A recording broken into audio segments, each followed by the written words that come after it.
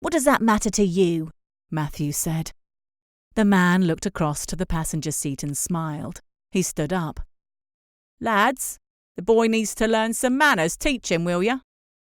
6 men climbed off their bikes, and Elizabeth immediately reached for the key to try and lock the door, but the man quickly snatched it out of the ignition. He pulled the door open and grabbed hold of Elizabeth, yanking her from the driver's seat by her hair and throwing her onto the ground.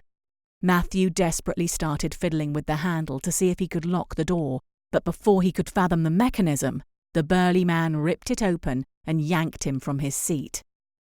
Matthew screamed as he landed heavily on the tarmac of the road. He screamed even louder as the men surrounding him began to unleash a torrent of kicks to his body. Ruth and Melissa held each other tight as the man climbed out of the car and opened one of the rear doors.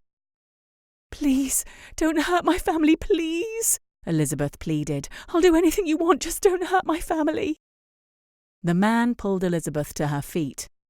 "He belongs to you, does he?" "It's my son," she said as tears rolled down her cheeks. "Please don't hurt him." "The boy needs to learn respect. My men are just teaching him." "I'm sorry. Please don't hurt him anymore." "TJ!" shouted a voice as the hatchback opened up, revealing even more tinned and dried food. TJ dragged Elizabeth round to the boot of the car. "Nice haul, you've been busy," he said to her before calling over to the other men.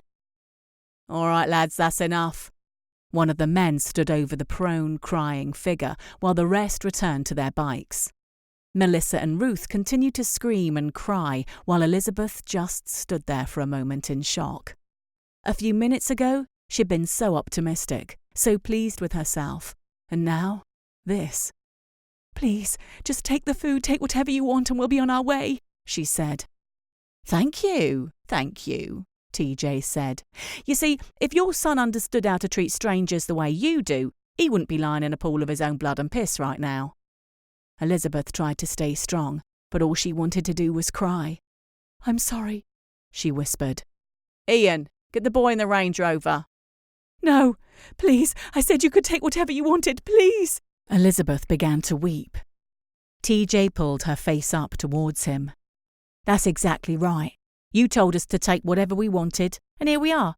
We're taking everything. You're coming to Loch Uig with us," he said with a broad grin. Elizabeth went cold as it began to dawn on her what that meant.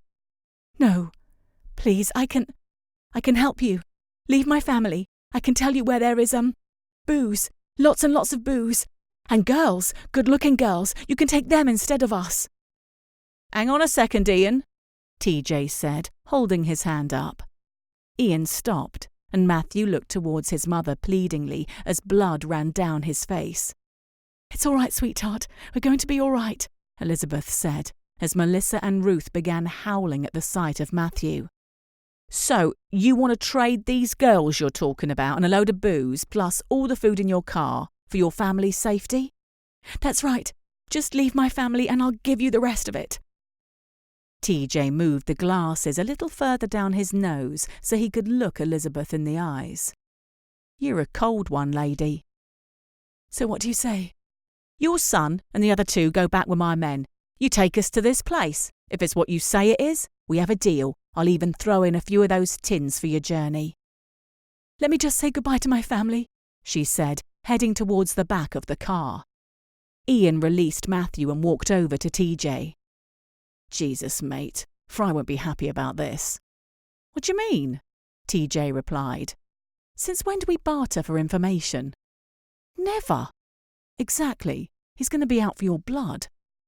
"Jesus, you're almost as dumb as she is. We're not bartering anything, and I'll be damned if we're not going to score 3 more girls and a load of booze for a little bit of play acting." "I should never have doubted you," Ian said. Elizabeth embraced Matthew tightly before looking across to TJ and climbing into the back of the Range Rover. No, you shouldn't."